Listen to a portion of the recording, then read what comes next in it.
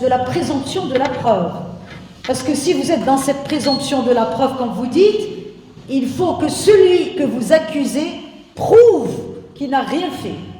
C'est ça la différence sur le plan juridique. Ça veut dire que la preuve, elle est inversée. La charge de la preuve, elle est inversée. D'accord? Quand je parle d'une preuve simple, ça veut dire que je n'ai pas besoin de prouver quoi que ce soit. La preuve, elle est là. Est-ce que vous comprenez? Le terrain, il n'est pas très net là-dessus. Dans les contrats de dépôt, je n'ai pas besoin de faire une présomption. La preuve, elle est là, puisque la responsabilité, elle se dégage de plein droit. D'accord? Je vous ai donné ma voiture. La question que l'on se pose sur le plan juridique, et si cette voiture, elle était déjà cassée, et que cette personne, elle n'a fait qu'accentuer, si vous voulez, la casse. Ça veut dire qu'il y avait déjà une petite fissure, et le fait de faire de la pression d'eau sur la machine a fait que ça a éclaté. On ne rentre pas dans ce genre de considération. D'accord? Et le deuxième, il faut étudier les contrats de dépôt parce qu'ils sont très, j'allais dire, spécifiques. Quand vous donnez, par exemple, votre voiture à un garage, vous lui confiez votre voiture. Donc, vous n'êtes plus sur place. D'accord? Donc, il n'y a pas de présomption. La preuve, elle est là. Je vous ai donné ma voiture et je ne la retrouve pas, par exemple. Je ne la retrouve pas. Elle a été un accident. Ou la j'ai acheté ou il y a tellement d'éléments qui rentrent là-dedans. Il y a aussi l'abus de confiance. Est-ce que vous comprenez? Il y a aussi le réel MNA. Je vous ai donné mon costume, je sors et vous me donnez, il est où mon costume? Il est où mon manteau? Ah, je l'ai donné à quelqu'un d'autre. Vous voyez, il y a un mélange de tout ça. Mais là, nous sommes beaucoup plus sur les contrats de dépôt. Ils sont bien réglés, verrouillés par le législateur, hein, au niveau de la responsabilité et au niveau des obligations du déposant et du dépositaire. Voilà ce qu'il faut retenir.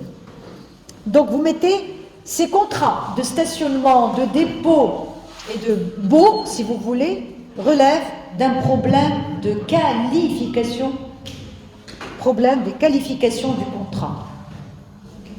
Il relève d'un problème de qualification du contrat. Et vous savez très bien que le juge, en dehors de cette qualification, il ne peut pas procéder à appliquer les règles du régime juridique du contrat en question. Tant qu'il n'a pas qualifié, il ne peut pas trancher. Alors, vous mettez s'il vous plaît au terme des articles 627 et 628 du DOC. 627 et 628 du DOC.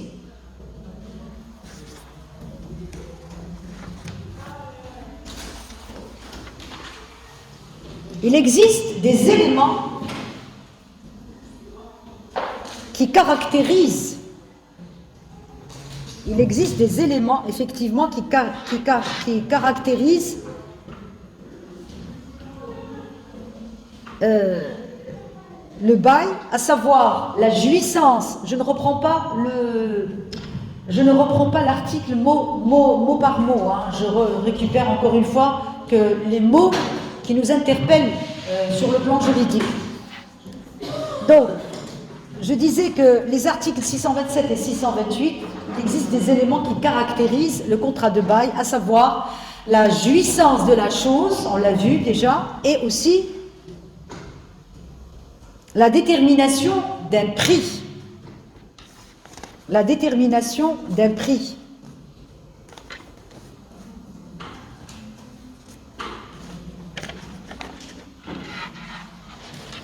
Alors, mettez aussi, j'ai oublié de vous dire que la loi, il y a une loi là-dessus, la loi 106-12. La loi 106-12.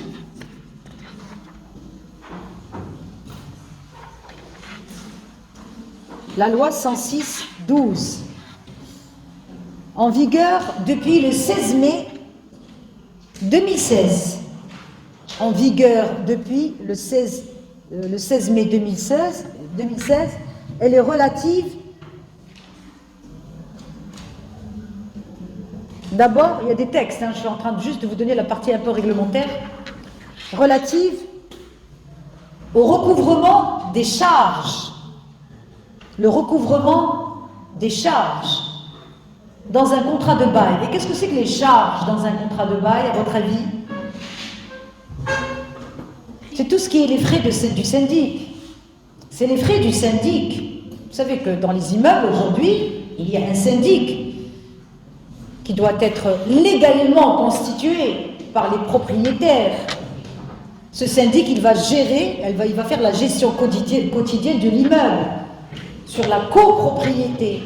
Donc, les propriétaires votent pour un président d'un syndic qui va gérer en leur nom la gestion de l'immeuble. Tout ce qui est gardiennage, tout ce qui est propreté, tout ce qui est frais relatifs aux charges des ascenseurs, l'assurance des immeubles, de l'immeuble, l'assurance des garages, tout un ensemble de frais doivent incomber à ce syndic qui, encore une fois, il faut qu'il soit légalement constitué. Quand on parle de cela, ça veut dire qu'il faut qu'il y ait des réunions qui doivent se faire tous les 2 mois, tous les 3 mois, tout dépend de la copropriété et du règlement de la copropriété, d'une part. D'autre part, ces réunions, il faut qu'ils aient une majorité des voix, par exemple, ou le 3/4, tout dépend de ce qu'on veut arrêter comme dans les statuts, pour approuver un certain nombre de décisions et de dépenses. Troisième point, il faut que le président rende des comptes, encore une fois, la reddition des comptes. Il ne faut pas que le président d'un syndic mette dans une poche les cotisations des propriétaires ou de locataires, et de l'autre côté, il met aussi une partie de ses poches. Donc il y a une comptabilité qui doit se faire, il y a un quitus qui doit être donné à celui qui voudrait vendre son bien, par exemple, qui a été là, aussi bien pour la vente que pour la location, d'accord? S'il veut louer ou vendre, s'il vend son bien, il faut d'abord qu'il s'acquitte de ses charges. C'est ce qu'on appelle un quitus. Le notaire, s'il n'a pas ce quitus, la cession ne passe pas dans un appartement loué. Est-ce que vous comprenez? Alors, ces charges, à un moment donné, ils avaient de l'ancienneté. C'est ce qu'on appelle la prescription. Ça veut dire que si vous ne payez pas vos charges pendant 2 ans, ça y est, on oublie, on passe à autre chose. Eh bien, la nouvelle loi, elle est venue arrêter ça 5 ans. Taqadoum, c'est 5 ans. Ça veut dire que vous restez tributaire de vos charges pendant 5 ans. Ok? Ça veut dire que si vous vendez votre bien et que vous n'avez pas payé, vous reviendrez sur 5 ans si jamais vous ne vous êtes pas acquitté de vos charges. Le notaire, si jamais il fait cette cession sans le quitus du syndic, il est en faute. Un de 2 quitus, le syndic, le quitus dit les impôts et le quitus dit les charges.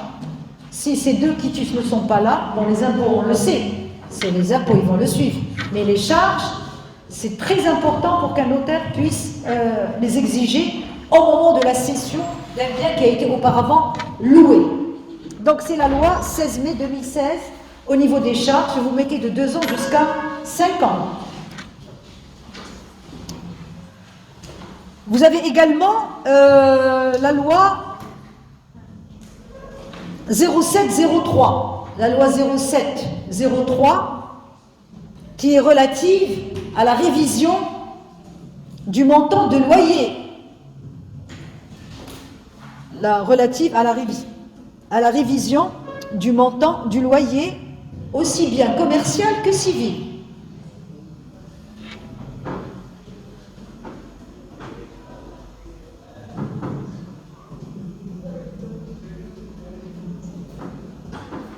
La loi 0703.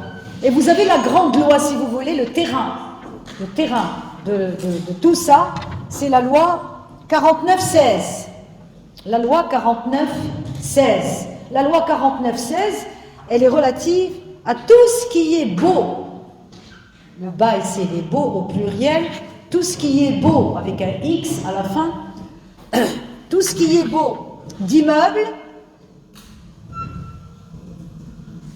ou des locaux, d'immeubles ou des locaux loués à usage commercial, industriel ou même artisanal. Donc des locaux loués à usage commercial, industriel ou artisanal. Donc la loi 49-16, elle est venue remplacer la loi 18-00 qui était avant sur la copropriété. Donc cette loi n'existe plus, elle a été modifiée. Aujourd'hui, nous sommes dans la loi 49-16.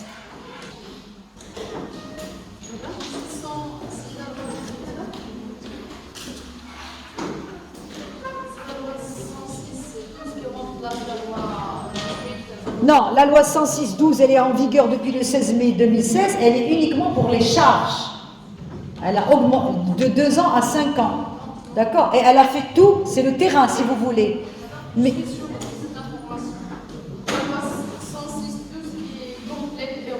18-00, mais la loi 49-16, elle est relative, si vous voulez, elle a remplacé le Daher de 58. Il y avait cette loi, après il y avait la loi, et chaque loi, quand elle vient, elle va réguler juste une partie. Il y a les charges, il y a la copropriété, il y a le loyer. Est-ce que vous comprenez? Si vous décortiquez cette loi, vous allez trouver des sous-lois. D'accord? C'est comme ça qu'on travaille. Hein? Parce qu'on va parler du loyer et je vais rentrer dans ces lois. Donc vous mettez s'il vous plaît.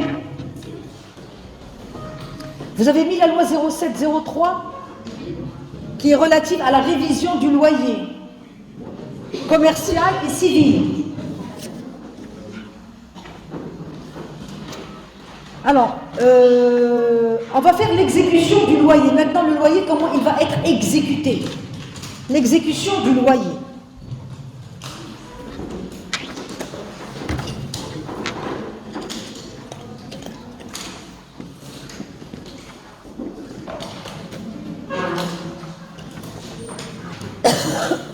L'exécution du loyer.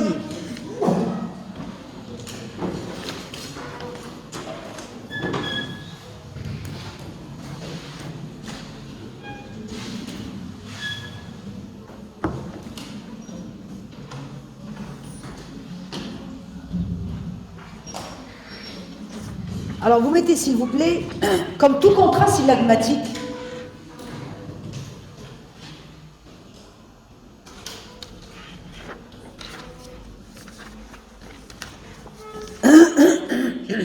comme tout contrat syllagmatique, vous savez que le contrat de bail est un contrat bilatéral syllagmatique, le bail donne naissance à des obligations réciproques.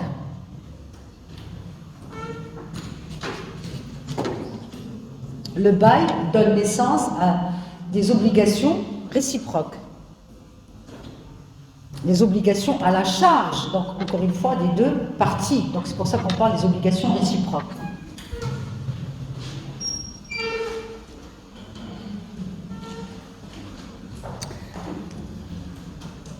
C'est un contrat à exécution. Alors comment il est ce contrat? Il est à exécution comment?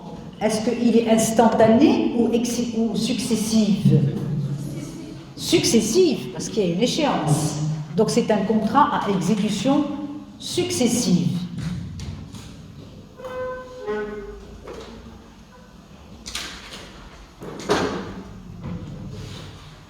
Donc des changements peuvent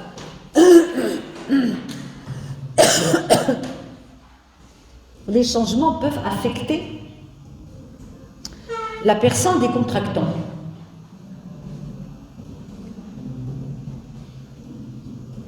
Donc des changements peuvent affecter donc la personne des contractants au cours de l'exécution de ce contrat.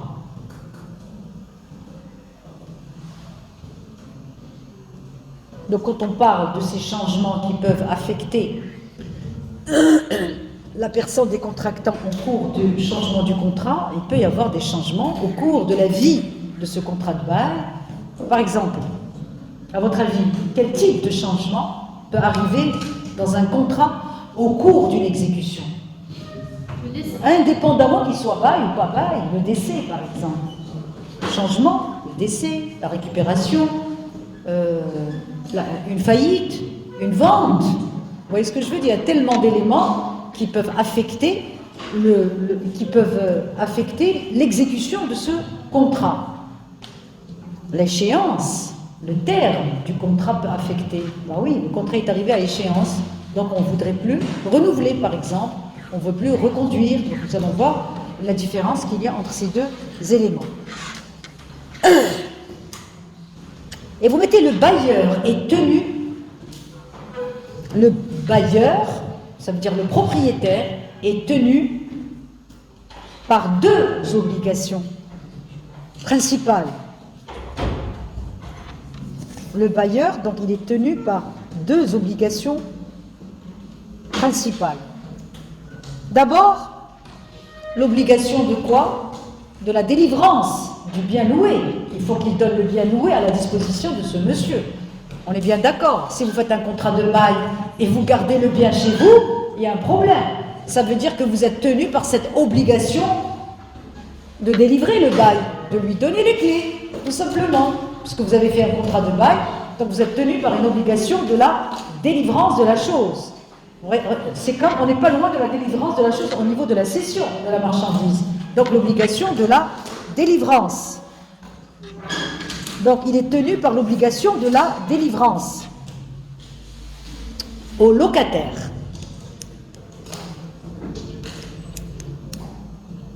Et il est tenu également par une obligation de la garantie de la chose louée. Il est tenu également de la garantie de la chose louée. Donc, quand vous parlez donc en ce qui concerne la première obligation de la délivrance, qu'est-ce qu'on sous-entend ici? L'état des lieux, tout simplement, le bon état des lieux. Alors, on dit que le bon état des lieux, là je reviens sur la phrase de votre ami, là il se présume. Est-ce que vous comprenez? Là il y a une présomption dès le départ que ce que vous me donnez, il est en bon état. Là il y a une présomption. C'est comme si je vous dis dans les contrats que vous avez étudiés, la présomption de la cause licite et morale, et qui est d'ordre public, elle est déjà présumée d'office. Ou alors, la bonne foi dans les contrats, elle est présumée.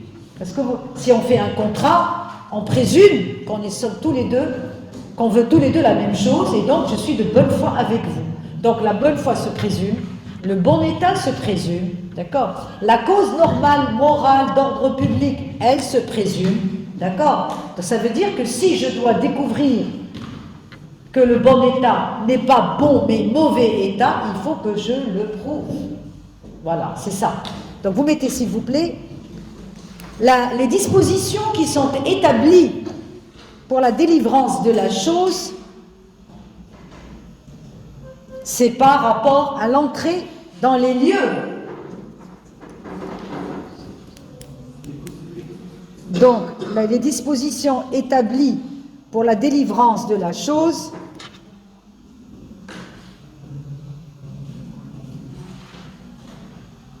est présumé par le bon état, si vous voulez.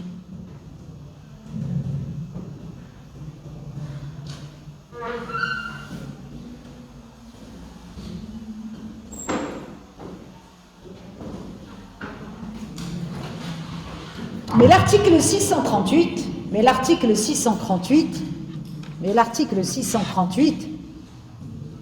pose le principe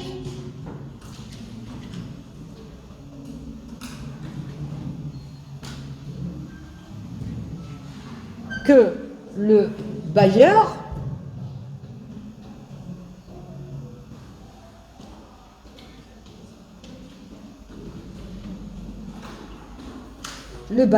est tenu également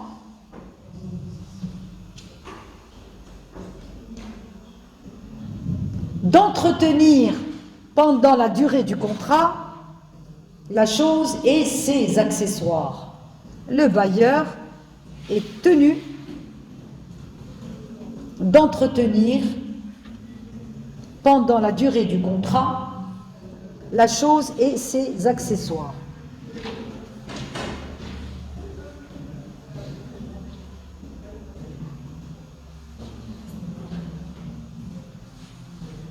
Et à partir donc de de cet article, quand vous dites que le bailleur est tenu, regardez, le bailleur, ce n'est même pas le locataire. Le locataire, il est dans son local.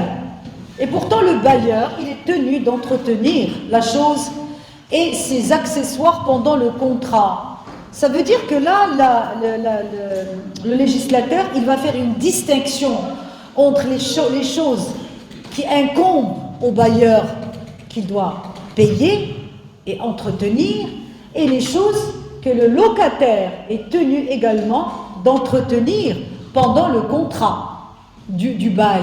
Si par exemple vous louez un appartement ou un local et vous avez effectué des modifications de telle manière que ces modifications ont entraîné, même pas des modifications, vous vous êtes rendu compte que finalement qu'il y a, je ne sais pas moi, qu'il y a un problème de carreaux qui se déplacent, qui se soulèvent au niveau du sol. Vous n'êtes que locataire, vous n'êtes pas propriétaire. Vous n'allez pas les faire à votre charge. Le propriétaire, il est dans l'obligation de réparer les choses et leurs accessoires. C'est-à-dire que le législateur, le DOC, il a fait cette distinction entre les choses que le bailleur doit entretenir et les choses que le locataire doit entretenir. Si vous êtes un locataire et que vous avez fait sortir par exemple un balcon, vous avez mis un grillage sur ce balcon par exemple, parce que vous avez des enfants en bas âge, c'est à vos frais. Vous n'allez pas demander au propriétaire de venir faire ça à votre place, c'est vous. Et n'allez pas à la fin du bail ou dans le loyer que vous allez verser déduire les frais que vous avez engagés pour faire ça dans le loyer. Vous n'avez pas le droit, d'accord? Parce que ça, c'est des charges qui vous incombent. Vous pouvez les laisser à la fin de bail avec le consentement du propriétaire, tout comme vous êtes obligé de refaire les choses en l'état initial tel que vous avez reçu l'appartement. Vous n'avez pas le droit de modifier un appartement sans le consentement du propriétaire. C'est ça ce qu'il faut retenir. La loi, elle est claire là-dessus. Tout ce que vous voulez faire dans l'appartement, vous le faites sans même déformer la destination du bien. D'accord? Mais tout ce qui est... Allez, on va faire il y a une cheminée, on voudrait peut-être aussi mettre des carreaux dans cette cheminée pour faire joli. Ça, c'est votre problème. N'allez pas demain après-demain venir et me dire je vais vous enlever le loyer parce que moi, j'ai engagé tel ou tel frais. Ça ne marche pas comme ça. D'accord? Donc la distinction, elle est claire là-dessus au niveau de la loi. Donc vous mettez s'il vous plaît.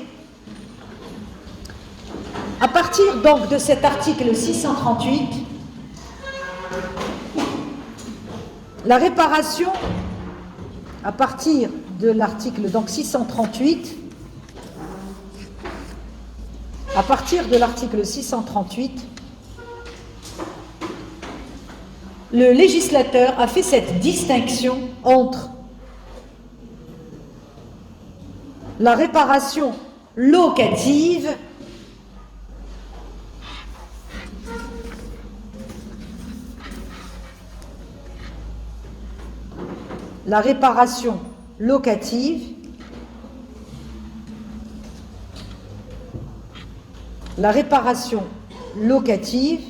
et celle qui incombe au bailleur.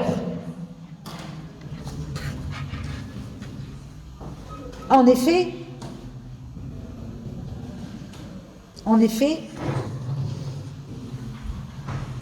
le locataire a l'obligation d'user de la chose en bon père de famille. Le locataire a l'obligation d'user de la chose en bon père de famille. Ça veut dire que le législateur vous demande d'agir comme si c'était votre bien, en bon père de famille. N'allez pas saccager un endroit où vous êtes locataire parce que c'est pas chez vous. Parce que les Marocains, généralement, ils s'en foutent parce que comme c'est pas chez eux, ils font des dégâts assez conséquents. Et donc non, c'est pas parce que c'est pas chez vous que vous autorisez un certain nombre de choses. Il va falloir agir et vous comporter en bon père de famille. Alors, cet usage s'apprécie suivant la destination qui lui a été donnée par le contrat. L'usage, donc, s'apprécie en fonction de la destination qui a été donnée par le contrat. Ça veut dire que si je suis dans un bail civil, je garderai la nature du contrat civil. Si je suis dans un bail commercial, je garderai le contrat commercial. Mais je ne vais pas habiter dans un bail commercial, par exemple. Je ne vais pas aménager, faire une cuisine et amener ma famille, alors que le local n'a pas sa destination à usage d'habitation. Et l'inverse, vous savez qu'aujourd'hui, au niveau du règlement de la copropriété, vous avez certains immeubles qui interdisent qu'il y ait des bureaux dans ces immeubles. Ça veut dire que le bail, il est à usage habitation, stop. Et vous avez d'autres règlements de la copropriété qui disent, oui, il peut y avoir des bureaux, habitation et bureaux. Ou alors on dit que cet immeuble, il est uniquement à usage commercial, on ne peut pas y habiter. D'accord? Donc c'est ça ce qu'on appelle l'usage s'apprécie par la destination de la chose. Ce qui implique que le locataire, en vertu de l'article 678, que le locataire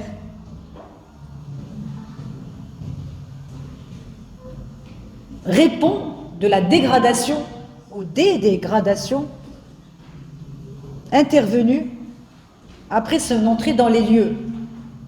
Il répond des dégradations intervenues après son entrée dans les lieux.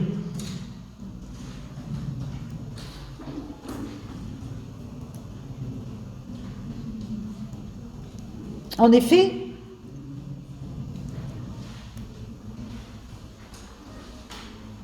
il doit assumer les réparations locatives.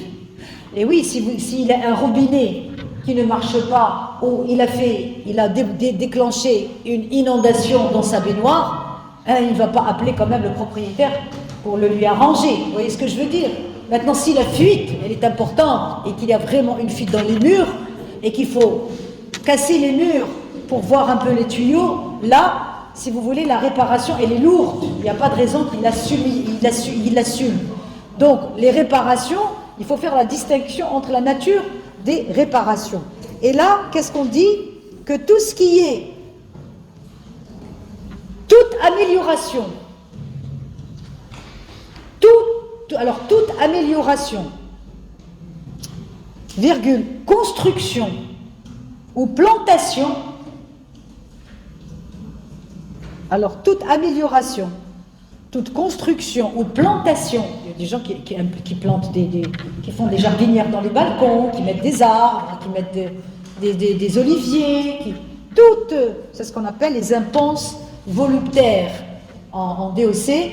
Tout ça ne rentre pas en ligne de compte avec le propriétaire, tout simplement. Donc, toute amélioration, construction ou plantation effectuée par le locataire ne donne pas droit à une indemnisation. Ne donne pas droit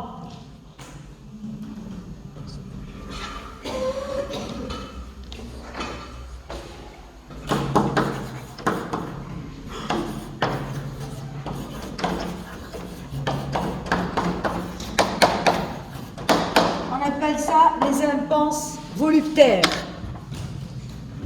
Les impenses voluptaires, tout ce qui est construction, amélioration, plantation qui sont effectuées par le locataire ne donne pas droit à une indemnisation le jour où il va quitter le loyer, tout simplement. Ça, c'est considéré comme à sa charge. En effet, l'article, le preneur n'a pas le droit de retenir la chose louée. Le locataire, donc, n'a pas le droit de retenir la chose louée